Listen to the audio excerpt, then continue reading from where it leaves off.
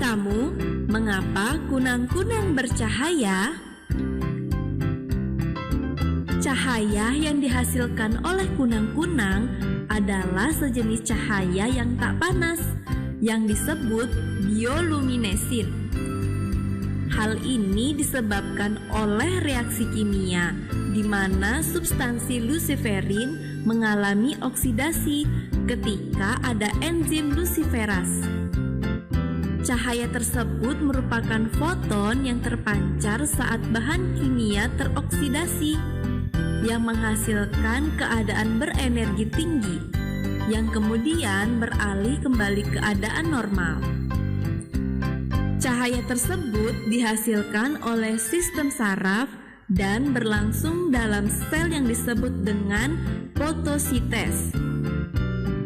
Sistem saraf, fotosintes, dan organ-organ akhir trakea mengontrol tingkat berkedip dari cahaya tersebut. Suhu udara juga memiliki hubungan dengan tingkat berkedip. Semakin tinggi suhu, semakin pendek interval berkedipnya. 8 detik pada 18,3 derajat Celcius dan 4 detik pada 27,7 derajat Celcius. Kedipan cahaya yang berirama ini bisa menjadi sarana untuk menarik mangsa atau memungkinkan kunang-kunang mencari pasangan dengan sinyal dalam kode hilografik yang berbeda dari satu spesies lainnya, atau bisa juga berfungsi sebagai sinyal peringatan. Nah, itu dia adik-adik mengapa kunang-kunang bisa bercahaya. Sampai jumpa di video selanjutnya ya.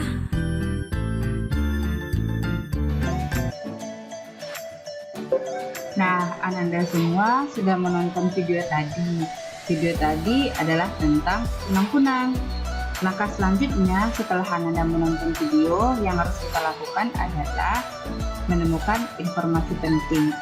Informasi penting yang ada di dalam video tersebut cukup kita tuliskan dalam bentuk poin-poin saja.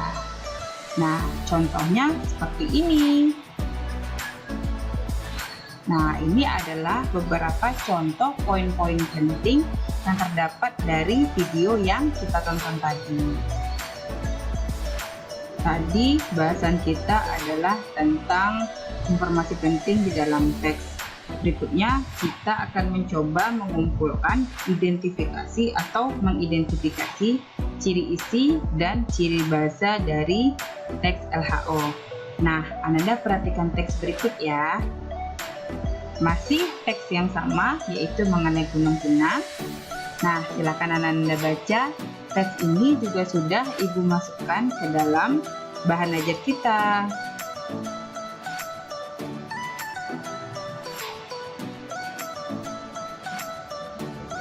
Nah, dari teks yang sudah kita baca tadi, kita bisa mengumpulkan beberapa pertanyaan seperti berapa banyak spesies dari kunang-kunang, di mana saja habitat dari kunang-kunang, apa saja ciri-ciri dari kunang-kunang itu, apa saja yang menjadi makanan dari kunang-kunang, dan yang terakhir, bagaimanakah cahaya yang dikeluarkan oleh kunang-kunang.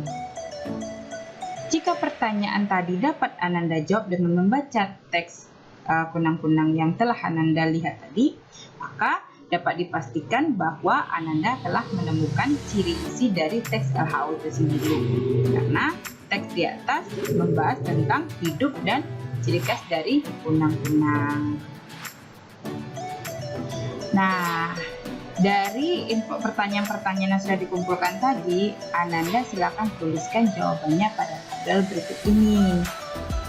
Kita tuliskan informasi pentingnya, lalu kita tentukan apakah dia termasuk ke dalam ciri isi atau ciri bahasa.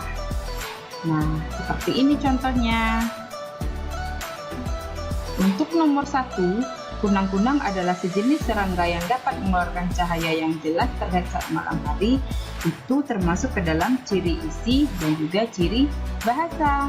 Nah, Ananda dapat kita simpulkan bahwa dari segi ciri isi teks LHO, yaitu yang pertama, isi yang dibahas adalah ilmu tentang suatu objek atau konsep. Yang pasti bahwa teks LHO ini harus merincikan atau menjelaskan secara rinci objek yang dia amati. Satu lagi, dari segi apakah teks LHO itu fakta atau opini, teks LHO itu sifatnya adalah fakta karena teks LHO ini menjelaskan ciri umum dari objek yang diamati secara langsung. Dan berikutnya, teks LHO ini dari segi ciri isi juga bertujuan untuk menjelaskan suatu objek dari sudut pandang ilmu, bukan dari sudut pandang pengarang. Itulah yang membedakan teks LHO ini nantinya dengan teks deskripsi. Dan itulah yang menyebabkan teks LHO ini disebut dengan teks yang bersifat fakta. Nah, satu lagi yang pasti, teks LHO itu harus merinci objek secara sistematis. Sedangkan dari ciri bahasanya, teks LHO ini dia harus menggunakan kata-kata atau frasa nomina, ada kata verba, dan yang pasti juga menggunakan kata hubung. Tidak hanya itu, pada teks LHO juga memuat kata teknis, karena dia dilihat dari sudut pandang pengarang atau dilihat dari sudut pandang keilmuan, maka Ananda akan menemukan istilah-istilah pada kajian bidang ilmu tertentu nantinya. Yang terakhir yang harus kita pahami adalah bagaimana sih cara memahami sebuah teks LHO. Nah, teks LHO ini bisa dilakukan dengan cara membaca, memirsa, atau menyimak. Yang pasti setelah Ananda menemukan sebuah teks LHO, Ananda harus melakukan membaca pemahaman teks LHO-nya. Lalu temukanlah informasi penting yang berkaitan dengan ciri umum dari teks LHO. Terakhir, Ananda harus menemukan kata-kata kunci yang memuat penanda dari teks LHO. Nah, semoga penjelasan dari Ibu tadi dapat membantu pemahaman Ananda mengenai mengidentifikasi teks LHO. Untuk LKPD yang sudah Ibu bagikan, silakan Ananda kerjakan. Cara kerjanya sama dengan yang kita lakukan tadi. Kita buatkan identifikasinya pada tabel-tabel yang sudah Ibu sediakan dalam LKPD. Silakan Ananda kerjakan dan semoga Ananda paham dengan apa yang akan Ananda kerjakan nantinya. Jika tidak paham, Ananda boleh menghubungi Ibu nanti melalui WA pribadi. Nah, tugas yang ada di LKPD silahkan Ananda kumpulkan paling lambat hari ini juga, tapi batasnya adalah jam 10 malam. Selamat bekerja, selamat belajar, semoga paham. Sampai ketemu di pertemuan berikutnya mengenai menelaah struktur dan kebahasan teks LHO. Akhir kata, Ibu ucapkan terima kasih dan mohon maaf jika terdapat salah-salah kata. Ibu akhiri dengan mengucap hamdalah. Assalamualaikum warahmatullahi wabarakatuh.